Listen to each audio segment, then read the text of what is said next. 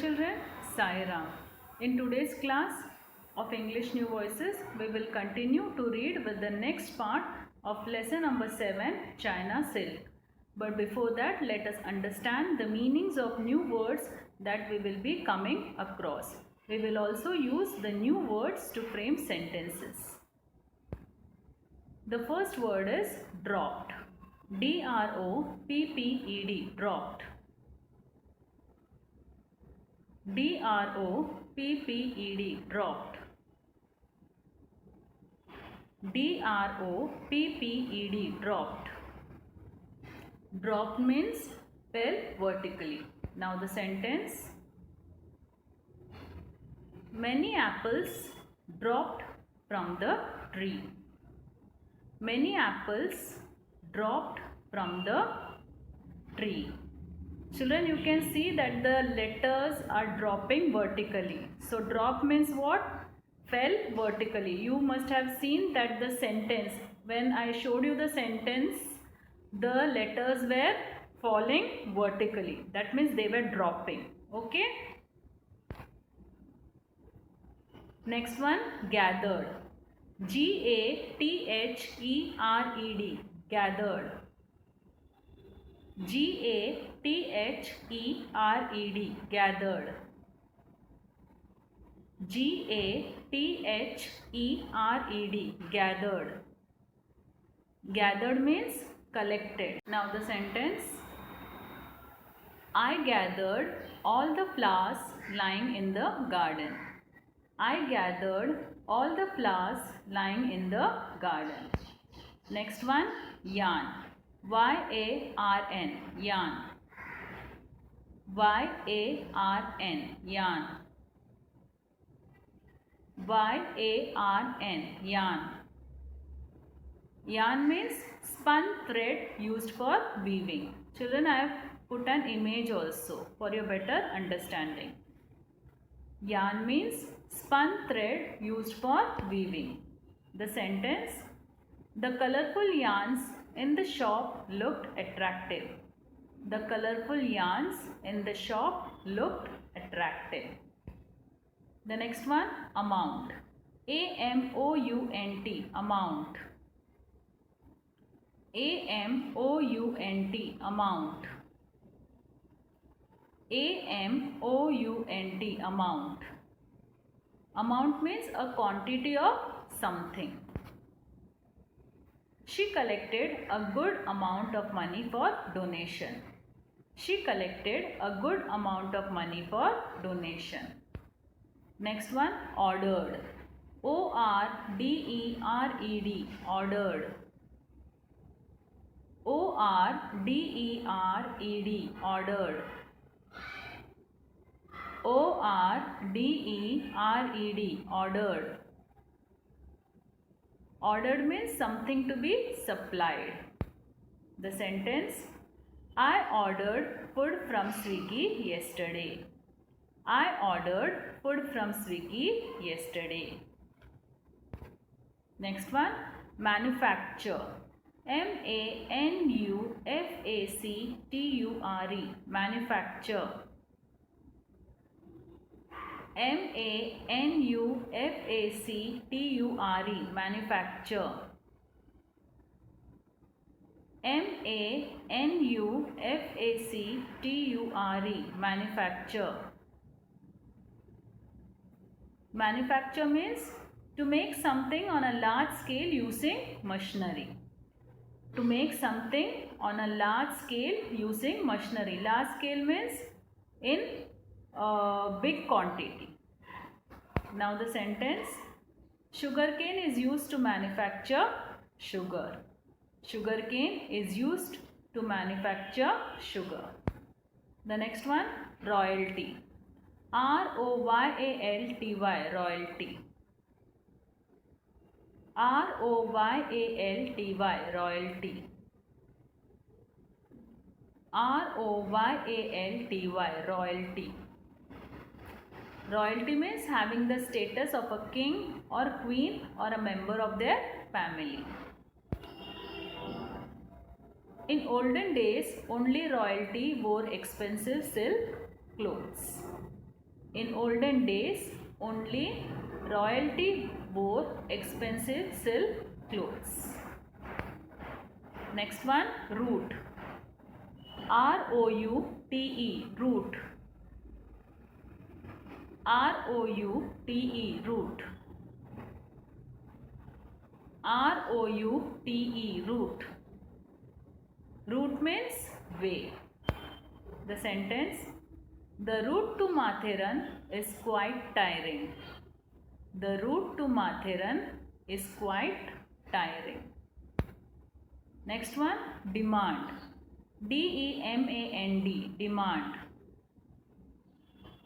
D-E-M-A-N-D, demand. D-E-M-A-N-D, demand. Demand means command or order. All the demands made by children cannot be fulfilled. All the demands made by children cannot be fulfilled. The next one, traded. T-R-A-D-E-D, traded. T-R-A-D-E-D, traded. T-R-A-D-E-D, traded. Traded means bought and sold goods. I traded my old car for a new one. I traded my old car for a new one. Children, I hope you have understood the meanings of new words and you have also learned how to frame sentences. So now let us have a quick recap of what we had read in our previous classes. In a tiny village in China, there lived a poor girl from the weaver's family. One day she was working in the fields. The emperor, who was passing through the village, saw her working in the fields. The emperor was impressed by the way she was working in the fields. Her rough hand showed that she had the habit of working throughout the year. The emperor was impressed and he immediately fell in love with this girl. He decided to marry her. The girl married the emperor and came to live with him in his palace as his beloved wife. But in spite of all the luxuries in the palace, the empress was unhappy. She remembered the days that she spent in her village, how she used to work before sunrise till night without a moment's rest, how she used to exchange news and gossip with her family and friends when they worked. In the palace, she did not have any work to do because she had many servants to look after her needs.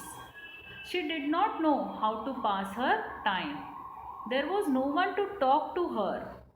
No one talked unless and until it was necessary. The emperor saw that his wife was unhappy. He tried his level best to make her happy. He bought her grand clothes, jewels, artifacts. He threw elaborate parties, hired best musicians to entertain her. But nothing worked. The empress was still unhappy. One afternoon, the empress was sitting under the mulberry tree, sipping a cup of hot water. She was lost in the thoughts of her village. Then, sighing softly, she picked up the cup of hot water to take another sip. She saw that there was something in the cup of hot water. What was it? A cocoon from the mulberry tree had fallen in the hot water. She took a closer look and saw that the cocoon has released tiny, strong, shiny thread. The empress pulled the thread and a long line of thread came out. The empress got an idea. She thought of weaving soft and strong cloth out of it. Children, now let us read further to know what happened next. Children, I want you to answer this question. Do you know what a cocoon is? Do you think the cocoons used by the empress were empty? Children, to find an answer to these questions, let us understand the life cycle of a silkworm. So children, here you can see the first image. It is a silk moth. It is an image of an adult silk moth. Now, an adult female silk moth lays eggs on the leaf of a mulberry tree. Here you can see the eggs. Okay. The larvae hatch out of the eggs after 14 days. Here you can see the larvae. They hatch out of the eggs after 14 days. They are very tiny when they hatch out of the eggs.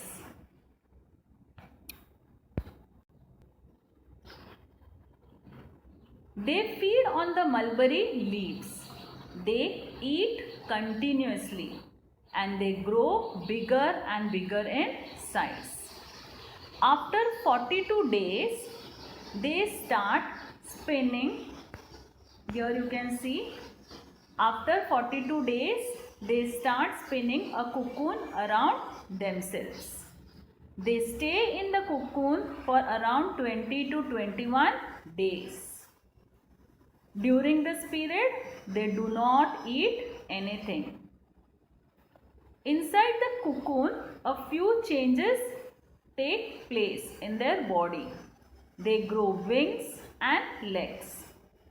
After the changes are complete, they come out of the cocoon. Here you can see that they come out of the cocoon as an adult moth. Now, to obtain silk, the larva is killed inside the cocoon at this stage. At this stage, the larva is killed inside the cocoon. That is, they are not allowed to enter the last stage where they convert themselves into an adult moth. So, at this stage, the larva is killed inside the cocoon. How? The cocoon is dropped in boiling water. The larva inside the cocoon dies and silk thread is obtained to make silk yarn, which is further used to weave silk cloth. Okay, I hope you have understood the life cycle of a silkworm and you have also got an answer to these questions. So children, now did you understand what a cocoon is? And the cocoons used by the empress were not empty. There were larvae inside the cocoons. Okay, now let us proceed further. Now let us read the next part of this lesson. I will be reading 3 times. 2 times when I am reading you will listen attentively and the 3rd time you will read after me. She called her servants and everyone got to work. They took cocoons out of the mulberry tree, dropped them in hot water and removed the thread. They gathered a fair amount of yarn. Then the queen ordered a special weaving machine and wove the first piece of cloth using this new thread. Thus, silk was woven. The manufacture of silk spread throughout China. It was the cloth that only royalty could wear and was much in demand in lands as far as Rome. The route through which silk was traded between China and Europe through Asia was called the Silk Route. Okay, now the second time. She called her servants and everyone got to work. They took cocoons out of the mulberry tree, dropped them in hot water and removed the thread. They gathered a fair amount of yarn. Then the queen ordered a special weaving machine and wove the first piece of cloth using this new thread. Thus, silk was woven. The manufacture of silk spread throughout China. It was the cloth that only royalty could wear and was much in demand in lands as far as Rome. The route through which silk was traded between China and Europe through Asia was called the Silk Route. Children, now the third time you will read after me. She called her servants and everyone got to work.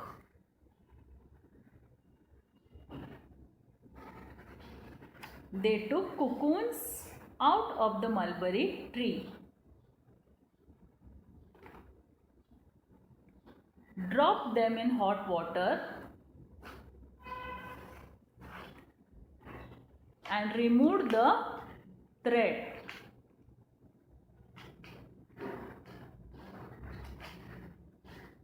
They gathered a fair amount of yarn.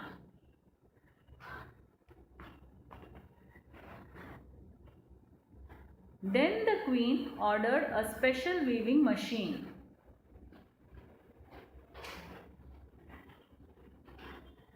And wove the first piece of cloth using this new thread.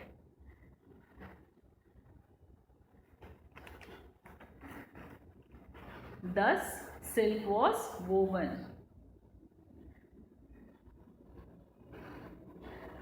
The manufacture of silk spread throughout China. It was the cloth that only royalty could wear and was much in demand in lands as far as Rome. The route through which silk was traded between China and Europe through Asia was called the Silk Route.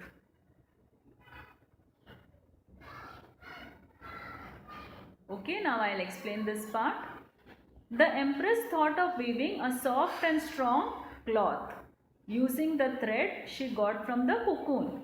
She called her servants and made them collect the cocoons from the mulberry tree, drop them in hot water and remove the thread. In this way, they gathered a good number of yarns. The empress then purchased a weaving machine and used it to weave the first piece of cloth, which was known as silk. Thus, silk was made on a large scale throughout China. Now, silk was in high demand in far-off lands like Rome because it was something which only royalty could wear. Why only royalty could wear? Yes, because they were very expensive. Silk reached Europe from China, passing through Asia. That is, if you see the map of the world, you will see that on the right hand side you have China and on the left hand side you have Europe. In between there are Asian countries. China is also a part of Asia. So from China it reached Europe through Asia. So that is why this route is known as Silk Route. Children, I hope this part is clear to you now. Now let us proceed further. Here in this image you can see a trader. Many years ago there were no vehicles to carry the goods from one place to another. So animals were used to carry the goods from one place to another. Okay. Now the first question. What did the servants do? What did the servants do? The servants collected the cocoons from the mulberry tree, put them in boiling water and removed the thread. The servants collected the cocoons from the mulberry tree, put them in boiling water and removed the thread. The next one. What did the servants gather? What did the servants gather? The servants gathered a fair amount of yarn. Fair amount means a satisfactory amount, a good amount. The servants gathered a fair amount of yarn. What did the queen order? What did the queen order? Yes, the queen ordered a special weaving machine. The queen ordered a special weaving machine. Children, it is a, not and. The queen ordered a special weaving machine. Next one. What was the first piece of cloth woven using the new thread known as? What was the first piece of cloth woven using the new thread known as? Yes. Thus, silk was woven using the new thread obtained from the cocoons of the silkworms. Okay. So, the first piece of cloth was known as silk. Where did the manufacture of silk spread? Where did the manufacture of silk spread? The manufacture of silk spread throughout China. The manufacture of silk spread throughout China. Who could wear clothes made of silk? Who could wear clothes made of silk? Yes. The clothes made using silk was worn only by the royalty. The clothes made using silk was worn only by the royalty. In which country was silk much in demand? In which country was silk much in demand? Silk was much in demand in Rome. Silk was much in demand in Rome. Which route is known as Silk Route? Which route is known as Silk Route? The route through which silk was traded between China and Europe through Asia is known as Silk Route. The route through which silk was traded between China and Europe through Asia is known as Silk Route. Children, I hope today's part of the lesson is very clear to you. In the next class, we will read the concluding part of this lesson. So, till then, take care. Bye. Sai Ram.